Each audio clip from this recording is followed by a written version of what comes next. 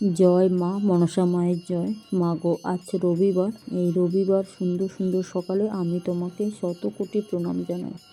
এই সূর্য ছোঁয়ারতে আমি তোমাকে হাজার কোটি প্রণাম জানাই। মিষ্টি মিষ্টি পাখির ডাকে, মিষ্টি মিষ্টি ফুলের গন্ধে আমি তোমাকে লক্ষ কোটি প্রণাম জানাই।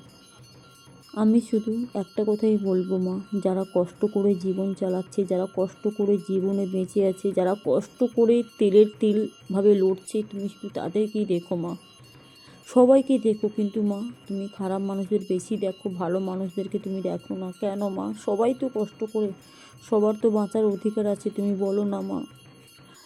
আমি শুধু এইটাই জানি যে যারা সৎপথে থাকে তারা খুব কষ্ট করে, বাট তাদেরকে ভগবান দেখে না। আমার দাদার ছেলেটা কত কষ্ট পায় মা, ও কেমন জানি একটা হঠাৎ চেঞ্জ হয়ে গেছে, আমার খুব কষ্ট লাগে মা। চোখের সামনে ওকে খারাপ হতে দেখছি।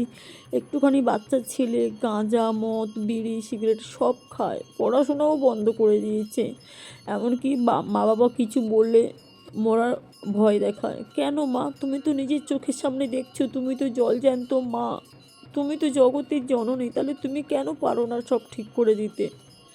তুমি ওকে ঠিক করে দাও মা। ওকে ঠিক করে দিলে আমি তোমাকে দুধ কলা দিয়ে পুজো দেবো মা, আমার ক্ষমতাই অনুযায়ী আমি তোমাকে দেবো মা। কারণ আমিও তো মা, আমি জানি মায়ের কষ্টটা কতটা হয়। আর একটা কথা বলবো মা, আমার মায়ের পা ভেঙে গেছে, আমার মা খুব কষ্টে দিন কাটাচ্ছে, পা নিয়ে থাকতে পারছি না, তুমি আমার মায়ের পাটা ঠিক করে দাও মা। অনেক ছোটোবেলায় বাবা মারা গেছে, মা অনেক কষ্ট করে আমাদের মানুষ করেছে, যতই হোক উনি তো আমার মা, তাই না?